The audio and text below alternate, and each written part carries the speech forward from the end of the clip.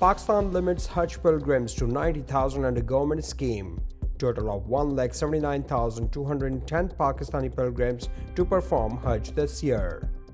Pakistan receives one of the highest Hajj quotas from Saudi Arabia.